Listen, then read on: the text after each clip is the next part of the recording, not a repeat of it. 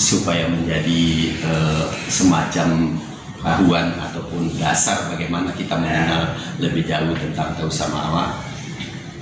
Ada falsafah yang diungkap dalam bentuk lawas, syair tradisional, bagaimana orang Tahu Samawa memposisikan diri dan memposisikan orang lain dalam kehidupannya.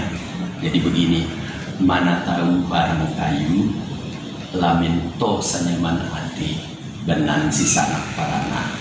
Nah, itu prinsip bagi orang Sumbawa.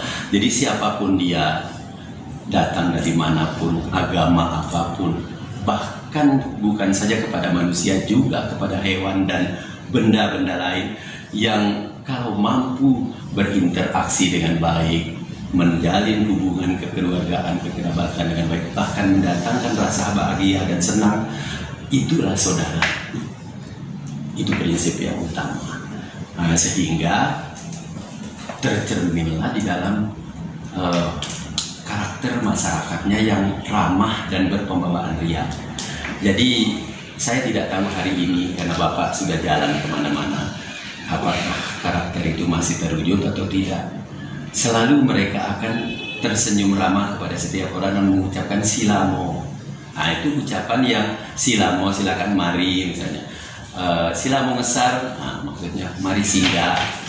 Itu adalah salah satu dampak ataupun implikasi dari prinsip tadi itu.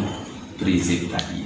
Nah, jadi kenapa kemudian Sumbawa akhirnya bisa terbangun dengan begitu baik dari semenjak interaksi terbentuknya kesultanan di abad ke-17 awal. Sebelumnya juga sudah masuk saudagar-saudagar dari Arab, dari Bugis, dari Melayu dan sebagainya. Itu berinteraksi hidup selaras di Sumbawa. Karena prinsip itu tadi, mana tahu barang kayu, tahu itu manusia, barang itu adalah benda, kayu itu juga benda. Jadi artinya secara keseluruhan kompleksitas isi alam ini adalah saudara bagi orang Sumbawa.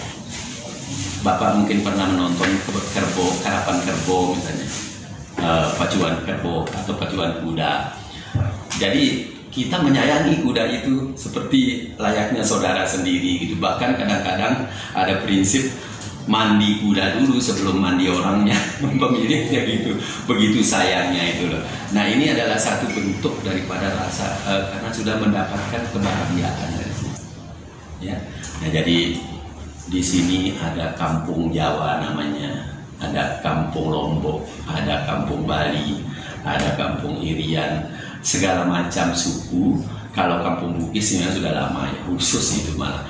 Nah, jadi ketika Sumbawa dibangun sebagai sebuah negeri kesultanan berdaulat di tahun 1648, itu bukan saja kesepakatan kerajaan-kerajaan kecil yang ada, tetapi juga adalah masyarakat yang homogen, yang heterogen, yang datang dari hampir 15 suku bangsa. Banjar, Bugis, Minang, Lombok, Bali, Jawa, dan seterusnya, NTT, makanya ada kampung Marilonga, segala macam. Itu bersatu, sehingga sampai hari ini juga di dalam lembaga adat Tanah Samawa itu terdapat salah satu seksi Pajatu namanya itu antar budaya, ya, kerjasama antar budaya. Jadi mereka duduk di lembaga adat.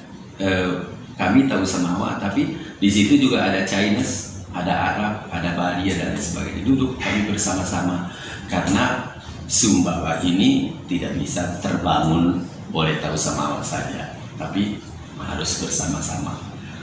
Seperti misalnya penanganan COVID dewasa ini, itu seluruh elemen masyarakat, seluruh elemen bangsa, seluruh kelompok etnis itu bekerja sama. Nah, contoh misalnya ada vaksinasi di Polres Sumbawa misalnya.